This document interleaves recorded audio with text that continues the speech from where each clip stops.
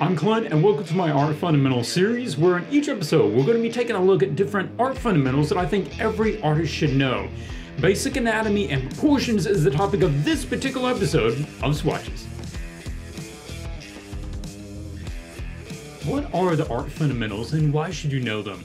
Well, they're a core set of skills and knowledge that apply to every kind of art and artist, and that is why you need to know them. The fact is, if you don't learn these things, it's going to hold you back until you do.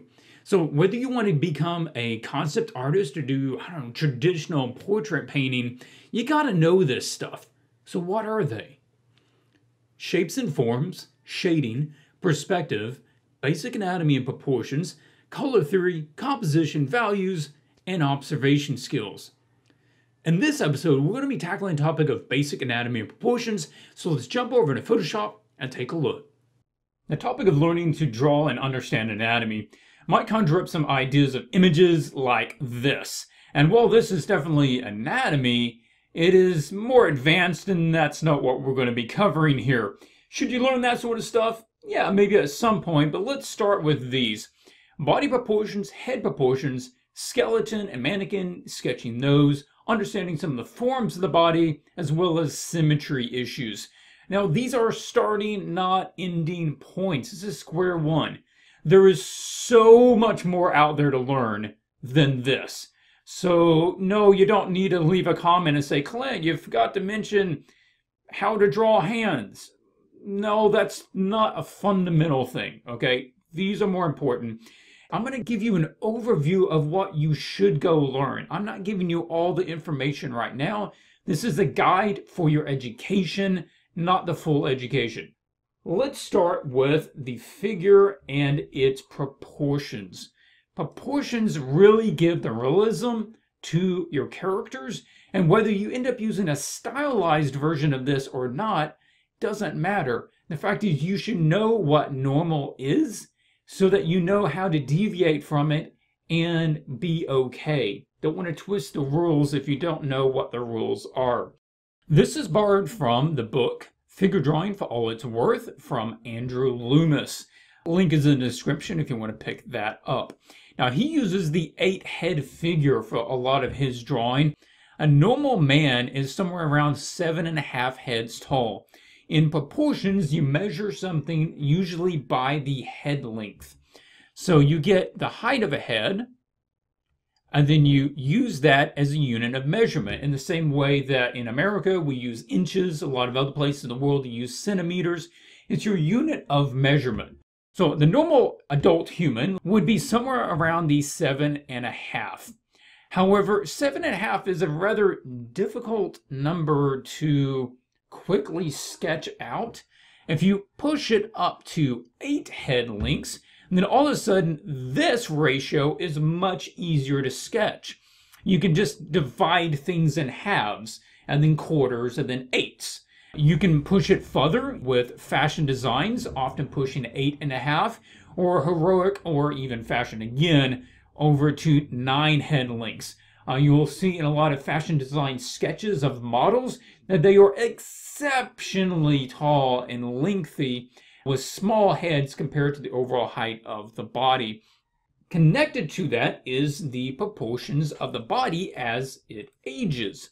So you can see certain things don't change that much, particularly the head. The head grows very little compared to the overall height of the body, where the rest of the body, the torso and the legs, grow a lot more, the legs being the most. This is something worth looking into and understanding. Let's go to simple figure block in. This is also from the Loomis book, and this shows how he goes about blocking in a character without really going into a lot of the anatomy. And you can see how it breaks down here. He has the overall height of the character from top to bottom. The middle is right around the crotch. The top part is divided into thirds. So 1/3 down is the shoulders. Another third down is around the waist. And almost everything on the human body falls on either a half measurement or a third measurement. And that makes it much easier to sketch when you know these things. And when I'm talking about the proportions here, this is something you should memorize. You just need to take the time and memorize and understand what falls on what measurement in the proportion, and then that way you can sketch characters without reference, or if you do have a reference, it will make the sketching from that reference even faster. So let's pull up over here and take a look at some of his notes. So we have the shoulders and the hips are at the thirds, 1/3, 2/3, but then there's other things that fall in head lengths. So obviously one head length down gives you the chin, because that's one head. Another head length down gives you the nipples. Another head length down gives you the navel, the belly button. And then of course the next head length gives you the crotch. So many of the real landmarks of the human body fall on all of these major measurements. Go memorize this stuff. If you want to sketch that, how do you go through that process? So here, this is actually pulled from my character design book. I have characters, designing and drawing them. I cover a little bit of anatomy in that. The link is in the description if you want to go pick that up. Say you want your character that tall. I define the height of the character by top and bottom, divide in half, divide it in half again, so you're getting quarters, and then divide the top part here, and then that would be your one head length, right? And then you can divide this into thirds, right? So 1/3, 1/3, and then I know that I then have the shoulders and the waist, and then I have the nipples, and then I have the belly button if I want to divide that again, and then I have the bottom and the knees. All of my major ones just got blocked in a matter of seconds, and when you get used to doing that, you can just divide these up really fast. Boom, boom, boom, boom. Thirds from here, right about there and there. There we go. And then all my major landmarks are already blocked in. Moving on, 8-head figure. You're doing a triangle from the outside of the shoulders down to the crotch.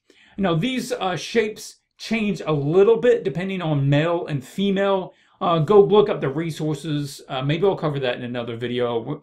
There's all kinds of little variations between male and female. I'm not going to cover that in this particular episode. But a triangle gives you the upper body. Another triangle going the other way gives you the waist, outline of the hips. Another triangle down will give you the outside of the thighs. Using an ellipse will intersect with that triangle to then give you the outside of the calves coming down. I don't show the space in between there. Then the arms come down here. The size of the rib cage is right about there. And then the elbows stop at the bottom of the rib cage. I don't think I mentioned that earlier.